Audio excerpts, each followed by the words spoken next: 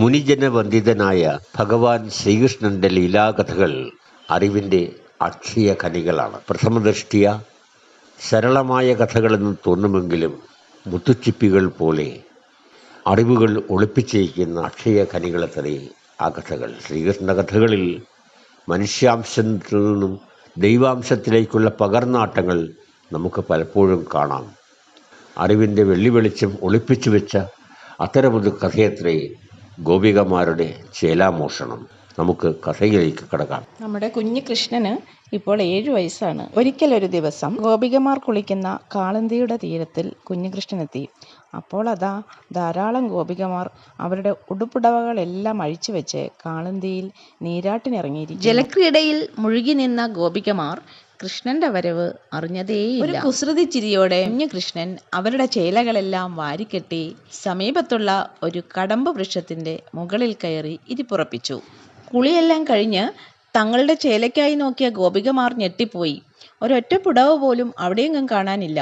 ആശ്ചര്യവിവശരായി അവർ ചുറ്റുപാടുമെല്ലാം പരതി. എങ്ങനെ കരകയറും? ഒരു കഷ്ണം തുണി പോലുമില്ല. ലജ്ജയും പരവേശവും സങ്കടവും ഗോപികമാരെ ആകെ പരിഭ്രാന്തരാക്കി. അങ്ങനെ ഉഴറി നിൽക്കുമ്പോൾ അതാ കേൾക്കുന്നു ഒരു വേണുഗാനം. കാളന്തിയുടെ ഓളങ്ങളിൽ തെന്നി യദുകുല കാമ്പോജി രാഗം അവരുടെ കർണപുടങ്ങളിലെത്തി.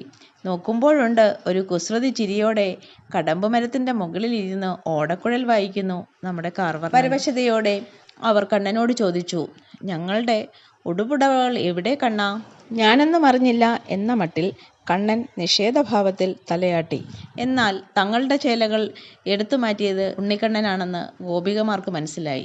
അരയ്ക്കൊപ്പം വെള്ളത്തിൽ നിന്ന് ദയനീയമായി കേണപേക്ഷിച്ചപ്പോൾ കൃഷ്ണന്റെ മനസ്സലിഞ്ഞു.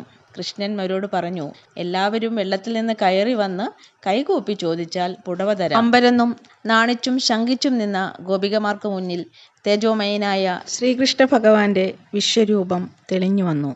ഒരു പുഞ്ചിരിയോടെ അവൻ പറഞ്ഞു, ഭഗവാന്റെ മുന്നിൽ എന്തിനാണ് ഈ ലജ്ജ? കാളന്തിയിലെ മീനുകളും ആകാശത്തിലെ പറവകളും ഈ കുഞ്ഞോളങ്ങളും നിങ്ങളുടെ നഗ്നശരീരം ദർശിച്ചല്ലോ. പ്രകൃതിയുടെ മുന്നിൽ ലജ്ജാവിവശരാവാതെ എൻ്റെ മുന്നിൽ കൈനീട്ടി അപേക്ഷിക്കൂ.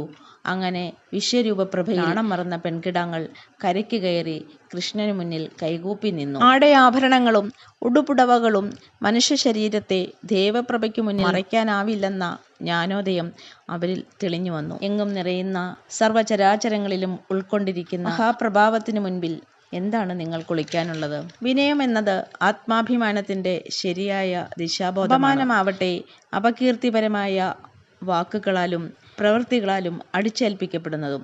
ഈ തിരിച്ചറിവാണ് ഈ കൃഷ്ണകഥയുടെ സാരാംശം.